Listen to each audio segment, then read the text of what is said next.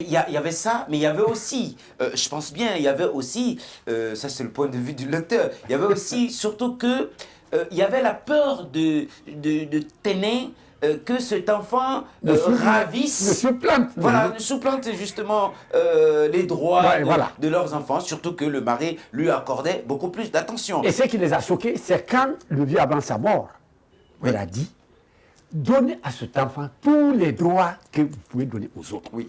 Ah, ça les a tiqués. Bah oui, il va avoir les mêmes droits. Pourquoi pourquoi les mêmes droits avec un bâtard? Un bâtard. Oui, un enfant bâtard. Voilà. Oui. Ni père, qui n'a ni père ni mère, dont en tout cas personne ne sait. Voilà. Le sofa de l'homme, il y a toutes ces histoires là-dedans et c'est extraordinaire. Alors, on n'aura pas le temps de parler de tout et on vous promet, ceux qui liront l'ouvrage ne regretteront pas. Ça, c'est sûr.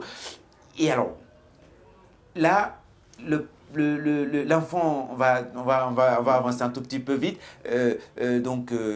L'enfant, d'ailleurs, on parle de cet enfant, le nom qui lui a été donné, c'est Sabou, hein, qui veut dire, bien sûr, quelque chose, hein, à mandingue. Et vous dites dans le récit que ce n'est pas un nom qui est fréquent dans le Toron. Sabou n'est pas un nom fréquent au Toron. Ce n'est pas un prénom, en tout cas, de cette localité. Voilà. Et donc, il a été donné à l'enfant. L'enfant, il grandit bien. Oui. Et la femme de Banfa, la première femme qui n'avait pas d'enfant, alors connaît le bonheur, elle est heureuse, elle s'en occupe très bien. Oui. Et d'ailleurs, cette première femme, il faut le dire, hein, il faut le faire, puisqu'elle, elle n'a pas fait d'enfant, et c'est quand même une qualité. Elle accepte, elle même propose à son mari de prendre une autre femme, puisque elle est, entre guillemets, stérile. Oui.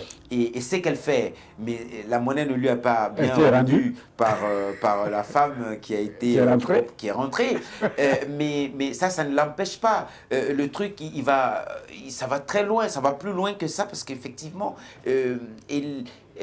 alors Ténin, la coépouse, la deuxième femme de Banfa, va tenter même de faire du mal au garçon. Bon, ça c'est plus tard. Ce que j'ai envie vraiment qu'on dise, c'est que avant de mourir, en gros, hein, ça nous fait penser à un vieux texte aussi, un texte classique, hein, si on veut, un vieux à Santa, sa mort, fit venir ses enfants. Donc c'est cette image qu'on voit dans ce passage, parce qu'effectivement, il fait venir toute sa famille. D'ailleurs, exceptionnellement, cette réunion rassemblait non seulement ses épouses, ses enfants, mais ça a été élargi. Il a élargi à d'autres personnes, des proches, hein, à lui, comme pour, on va dire, insister, souligner sur tout ce qu'il voulait dire. Il avait vraiment besoin, on pourrait dire, d'avoir des témoins et que c'est fort ça. Un père de famille, quand il a envie de passer des messages à sa progéniture, à sa famille, et qu'il tient vraiment à ce que ces messages tombent dans de bonnes oreilles, a-t-on besoin vraiment de rassembler, mais au-delà de la famille? Bon, le seul qui est venu en delà de la famille, c'est Bouba. Bouba, c'est son ami à lui. C'est avec Bouba qu'ils ont retrouvé le bébé. Bah oui, tout à fait. Donc ça... On n'a même pas parlé de ça, il y a plein de personnages. Voilà. Hein. Donc c'est ça. Oui. Bon, mais en fait, Banfa a voulu simplement préserver la vie de l'enfant là. Il connaissait bien sa famille. Il a dit, tout ce qu'il a dit, il l'a dit à l'intention de Ténin. Parce qu'il sait très bien qu'après lui, Ténin, qui était connu pour sa légendaire jalousie, serait intervenu d'une manière ou d'une autre dans la vie de l'enfant. Oui. Donc, il a tenu à dire ça. Et il a donné des conseils pour que... Mais je préfère les gens laisser dire et comprendre tout ça. Je ne vais pas entrer dans tous les détails. Oui, tout à fait. Mais il y a des aspects à ce niveau-là qui permettent de prévoir que tout le monde n'est pas prêt à accepter l'enfant. Oui. Voilà. On dit de père et de mère inconnus. Oui, de père et de mère inconnu, ce qui veut dire aussi que c'est un bâtard. Et d'ailleurs, autour c'est même pas un bâtard, ça va au-delà. Bah oui. Parce que le bâtard, au moins, connaît sa mère. Sa mère, oui. Bon, l'autre, là, ne connaît ni son père, ni sa mère. Alors, mais ça va plus loin. En même temps, dans cette même situation, lorsque l'enfant commence à prendre, à devenir grand, et qu'il forge son caractère, hein. Lui aussi, oui. Il entretient de solides relations avec une famille dans un village voisin, qui est une famille noble, hein, oui. en quelque sorte, si on peut dire comme ça. Et cet enfant-là, il marque tout de suite une différence avec les autres enfants, Sabou. Oui. Jusqu'à ce que... C'est le départ, c'est le vrai moment commence là, à ce point-là. Et là, ça va très loin parce que, justement, parlant de... Je reste vraiment très attaché à ces contradictions parce qu'au même moment, Téné change de discours, enfin il ne change pas de discours, elle est toujours dans sa logique de jalousie qui même augmente dangereusement parce que son envie c'est de ne pas voir cet enfant-là. Elle s'engage même, prend la décision même qui dit qu'elle va faire savoir à Sabou qu'il n'a pas de sang Konaté et qu'elle elle va le faire savoir. Elle va plus loin et puisqu'elle sentait l'ascension du jeune garçon, elle va jusqu'à dire, et ça je parle de contradiction, elle va jusqu'à dire, comme les gens le disent, généralement on dit que les bâtards réussissent toujours. Alors ça c'est une contradiction quand même là. Oui, pour elle, dans la tradition mandingue, il est dit que le bâtard réussit toujours, oui. Qu'il supplante les autres. Qu'est-ce qui explique ça? Oui, mais ça c'est quelque chose. Mais c'est dans la culture comme ça. Oui, mais ça se dit. Hein, mais ça. En réalité, oui. C'est une façon de cacher un sentiment, un attachement à des principes. Je ne crois pas personnellement à ça. Oui. Mais ça se dit. Ça se dit comme ça. Oui, mais ça se dit. Bon, mais le cas de Téné. Oui. Si Banfa peut-être, je suis dans le... Si Banfa avait eu le courage de lui dire, cet enfant est de moi, acceptez-le. Est-ce qu'elle l'aurait accepté? Non. C'est pas évident. Non, pas du tout. Donc, tout ce qu'on raconte là, bâtard ou pas bâtard, c'est des faux problèmes. En réalité, Téné défend les intérêts de ses enfants. Et son premier garçon, Fabi. Oui, Fabi. Comment Fabi est resté sur la ligne de son père. Oui. Ça c'est extraordinaire. Ça, c'est extraordinaire. Vous avez choisi de... Voilà, j'ai fait exprès. Oui. Mais comment qu'il vient après Fabi est allé du côté de sa maman. Oui. Donc, tout le reste du livre, ça se fait entre ces deux-là. Oui. Sabou, qu'on n'accepte pas, et qui a noué des relations avec Kramo. Kramo était son ami. Kramo, vous savez, à l'époque, les villages voisins travaillaient ensemble très souvent et les enfants se connaissaient. Oui. On disait aux jeunes des travaux en commun. Oui, oui. Donc, finalement, Kramo, que vous connaîtrez plus tard, qui est Diaboulin Kramo de Samori, oui. Le fils de Samori, oui. Aura des relations personnelles avec Sabou. Oui. Sabou s'entend un peu exclu sur lui, à chercher refuge ailleurs. Oui. Il y allait régulièrement d'ailleurs avec Kramo. Et donc il mettait plus de temps avec Kramo qu'avec ses propres frères dans son village. Ça aussi, c'était mal vu. Bon, ça, c'était dû au fait qu'il avait senti qu'on le poussait, on le repoussait. Oui. Il n'était pas à l'aise chez lui. Donc, il était plus tenté. Et vous verrez plus tard que Kramo, Sabou a été recommandé par une femme, par une vieille. Oui. Pour que Kramo aille chercher Sabou dans son village. Donc ça, c'est une autre histoire. Oui. Mais Sabou a dû quitter, rattacher, et puis il faisait des battues, il faisait des razzias. Les razzias étaient à la mode oui. À l'époque. ils faisaient des razzias avec Kramo, avec d'autres personnes de Bissandou et de Sanankoro. Bon, donc, finalement, ils ont participé à la création du royaume de Samori, devenu plus tard l'empire de Samori. Donc, tu as vu le jeu. Voilà. Allez, le sofa de l'ombre, je vous écoute jusqu'à ce que j'oublie de poursuivre, mesdames et messieurs. Donc, le sofa de l'ombre, justement, de Mohamed Kandé. Et on va fermer ce chapitre-là rapidement pour aborder un autre sujet qui m'a vraiment frappé. Et ça, je ne résiste pas au plaisir de partager ça avec les téléspectateurs. Pour fermer le chapitre, c'est vrai que ça... Je ne sais pas, il y avait pas un autre moyen de terminer cette scène. La scène, là vous l'avez dit, vous l'avez appelé comme ça, les adieux du patriarche. Il reste à parler à tout le monde. Il le ressent. Les dernières phrases sortent difficilement, hein, mais il arrive quand même à exprimer tout ce qu'il a envie d'exprimer avec beaucoup d'efforts. Hein. Le bel homme qu'il était à sa fin. Et ça, c'est frappant parce que les premières lignes, la description que vous faites de Banfa, c'est quand même quelqu'un je dis, charismatique. Hein. Oui. Il n'est pas que moralement quelqu'un de bien, mais il est quelqu'un de bien aussi physiquement, parlant, en termes de beauté physique. Et quand on voit cette description, ce personnage, et comment il a traversé sa vie, et la fin, il y a quand même quelque chose de très frappant, et qu'il rende l'âme autour, pendant cette réunion où il y a les épouses, où il y a les femmes et tout le monde. Je veux dire, c'est dur ça. C'est très dur, oui. Mais c'était courant au Mandingue ça.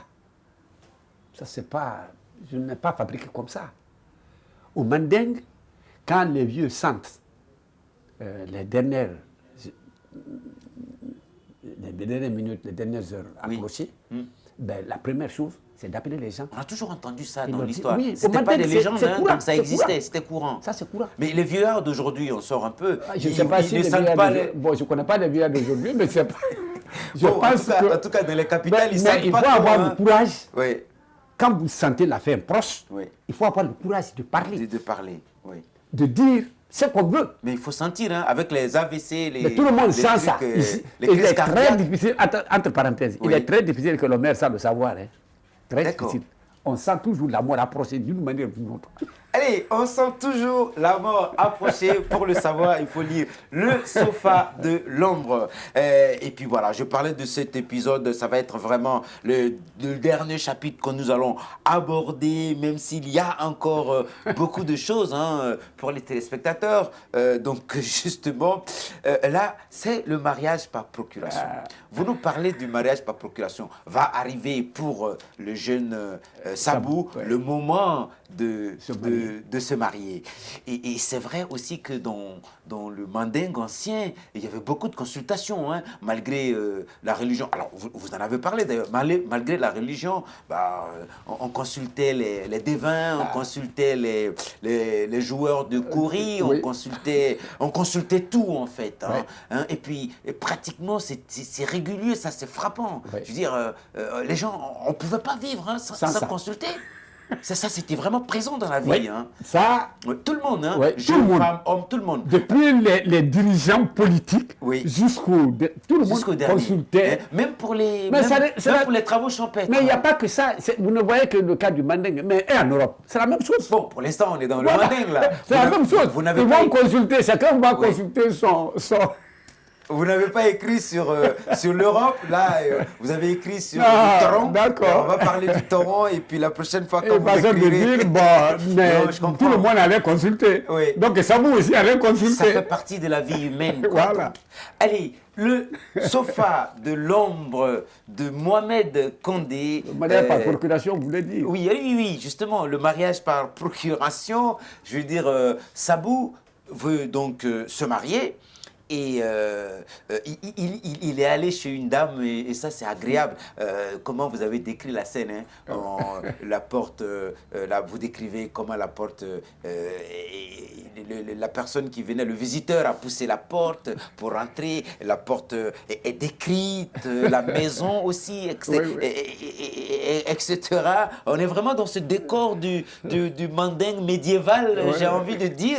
Et puis, donc, c'est là que c'est vraiment après qu'on découvre que c'est Sabou qui est venu pour consulter. Et pourquoi? Parce qu'il veut se marier. Et la personne consultée, vous faites découvrir après que tout le monde consultait chez elle, des plus, comme vous l'avez dit, des plus, des dirigeants politiques, enfin, je dis politiques, des responsables, hein, au plus haut niveau de la localité, tout le monde venait consulter. Alors, donc, disons que, et ça c'est extraordinaire, voilà, c'est ça aussi, hein, parce qu'on s'amuse bien dans votre ouvrage, hein, c'est souvent croustillant, hein, j'ai envie de dire, parce que là, cette consultation, il y a des dialogues vraiment très, très forts, hein, avec des répliques magnifiques, puisque quand Banfa va consulter, il dit « Ah oui, tiens, je voulais me marier et je vais consulter pour ça ». Et la dame qui dit j'ai vu dans le ciel, dans l'étoile, une femme pour toi. Voilà. Ça va pas être simple. Il va y avoir des obstacles, mais vous allez y parvenir. Elle donne même le nom de la fille et de son père. Et donc, lui qui dit, mais c'est quoi? Mais lui, non, pardon, avant, il dit, mais il a déjà il a un prétendant. Et c'est la bonne dame qui dit non, il y a une autre façon de le faire. C'est le mariage par procuration. C'est le mariage par procuration. Alors, on va parler du mariage par procuration. Qui n'existe plus. Mais moi, j'aurais même donné un autre nom. Hein, parce que, voilà, c'est en réalité, enfin, de mon point de vue, c'est même pas une procuration. C'est quasiment l'enlèvement. Un enlèvement. Le mariage par enlèvement. Oui, mais comme celui qui a fait les démarches, c'est Cramo. Oui. Qui a fait les démarches à Bissandou. Ah oui, tout à fait. Alors que lui, il était à Sombrendou. Oui. C'est pourquoi j'ai dit c'est par procuration. Oui. Alors, donc, tous les deux versions peuvent passer. Il y a de la procuration, c'est vrai, hein, par le canal de Karamo, son ami et son confident, et tout. Et justement, mais ce problème aussi va se poser à lui. Et cette question donc, de la lignée, cette question du nom de famille, cette question de filiation, mais va lui coller encore à ce mariage. Et c'est d'ailleurs là qu'on découvre qu'il y avait eu déjà des tentatives qui avaient échoué pour la même raison. Simplement parce qu'on ne connaît ni son père, ni sa mère. Donc, ce qui suppose qu'il est un bâtard et que, bon, donc, on ne peut pas donner sa fille à quelqu'un dont on ne connaît pas son origine. Voilà. Et ça, il a souffert de ça. Alors, finalement, on lui a trouvé Napoléon, a pu l'aider à trouver. Et non seulement à trouver la fille, mais à l'aider à trouver l'or qu'il fallait pour sa corbeille. Oui. Elle est intervenue pour ça, et vous comprendrez plus tard pourquoi. Et le mariage va être extraordinaire, le mariage de Banfa dans le sofa de l'ombre. Ah oui, pardon, le mariage de Sabou. Banfa, lui, il est déjà décédé. Mais dans l'histoire, bien sûr, je voulais dire, il y a aussi des chapitres comme ça. Chaque chapitre est une découverte. On plonge dans quelque chose de nouveau avec des intrigues. Il y a une intrigue générale avec des intrigue, si je peux me permettre de le dire, le drame de la bergerie, par exemple, qui est l'expression d'une jalousie, de la jalousie menstruelle, la jalousie criminelle de Ténè. Et puis, bon, il y a le pacte. Et qui, en réalité, est une forme de manifestation de Napoléon. Tout à fait. Parce qu'on dit serpent, personne n'a vu le serpent. Non. Voilà. Il y a beaucoup d'énigmes. Hein.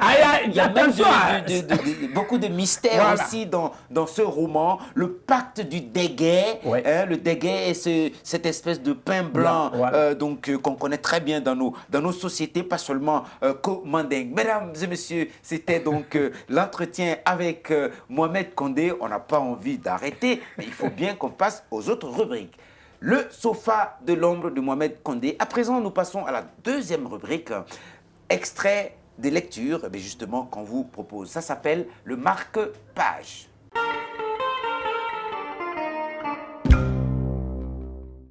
Nous sommes à la page 27. Le visage de Fabi s'assombrit en écoutant ces mots hachés d'une respiration syncopée de son père. Il ne retrouvait plus la voix autoritaire de cet homme dont le physique imposait le respect. Les yeux clos, le sage poursuivit. Je vous demande de vous entendre et de respecter la hiérarchie de la tradition. Il est bon d'exiger des droits, mais il est encore mieux d'accomplir ses devoirs. Méfiez-vous de chercher l'époux dans les cheveux de vos frères pour y trouver des défauts ou plutôt ce que vous croyez. Dites-vous, si vous creusez un précipice pour nuire à votre frère, faites attention parce que vous ou votre fils aîné pourrait en être la victime. Les fils de Banfa se regardèrent. Ténin et ses enfants se sentirent visés par ces conseils qui avaient une allure de mise en garde. Ils pensèrent à Sabou, lorsque le patriarche ajouta avec peine. Il est probable que quelques-uns d'entre vous soient un jour meneurs d'hommes. Je vous conseille d'éviter de brimer plus pauvres que vous. Remettez-leur leur dû, écoutez leurs doléances, votre bonheur en dépend. Ne pensez surtout jamais que vos sujets sont des imbéciles ou des animaux cornus. S'il vous arrive de sentir des cornes sur leur tête, peut-être que ce sera le reflet des vôtres. Je m'adresse particulièrement aux femmes. Vous avez ici vos enfants et vos petits-enfants. Ne les divisez pas. Faites respecter la tradition qui nous a tout moulé. Quand je ne serai plus là, la famille sera dirigée par mon fils aîné. Il sera le chef de famille et vous lui devrez respect et obéissance. Fabi, je te demande de traiter tout le monde avec équité et justice. Je vous... Point de suspension, on comprend là que le vieux s'en est allé. Voilà. Il est mort. À présent, nous sommes à la page 33. As-tu remarqué combien ce mariage est insolite? Aucun autre enfant de la descendance de Banfa n'a encore eu cet honneur. C'est une princesse qui l'a enlevée. Il faut bien être d'un certain cran pour se permettre une telle outrecuidance. Nous commençons à voir ce qui a toujours été dit par la sagesse de chez nous. Un bâtard réussit toujours dans la vie. Si nous ne prenons garde, ce Sabou supplantera nos enfants. Sama se mordait les lèvres, les deux mains sur la hanche. Tout cela par la faute de Banfa, qui nous a amené ce teneur-argument pour déstabiliser notre foyer. Ce mariage prouve éloquemment que Sabou détient des ressources que nous autres n'avons pas. J'ai appris que sa corbeille de mariage contenait des pièces d'or et des bijoux en argent. Sabou passe actuellement plus de temps à Sanankoro qu'à Sobrendou. Il participe aux travaux champêtres, mais vit en compagnie de ce Karamo, fils d'un certain Samoundou qui gouverne le Sanankoro. Mesdames et messieurs, à présent, ne quittez pas, nous passons tout de suite à la troisième et dernière rubrique, les questions que notre téléspectateur pose à notre auteur.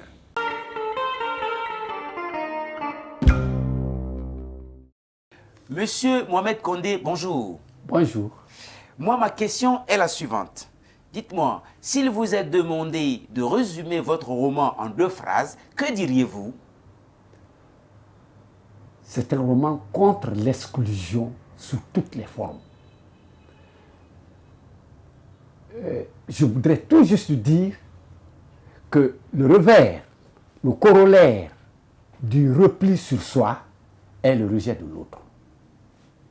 Et ce roman illustre le rejet de l'autre, le repli sur soi. Et comprenez que toutes les formes d'exclusion, que ce soit communautaire, étatique, politique, sociale, commencent à la famille. Monsieur Mohamed Condé, bonjour.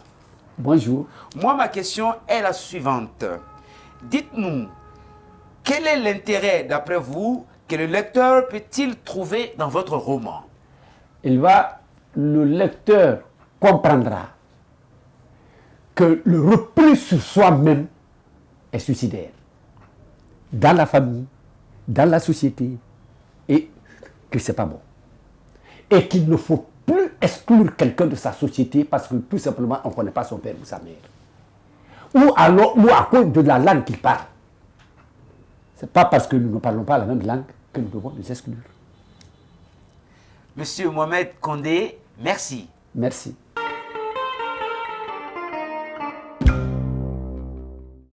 Mesdemoiselles, mesdames et messieurs, merci de nous avoir suivis de bout en bout. Un entretien que nous avons consacré à l'ouvrage de Mohamed Condé, avec nous sur le plateau, donc le roman Le Sofa de l'Ombre. On se dit à la semaine prochaine pour un autre numéro, évidemment avec un autre auteur. Au revoir.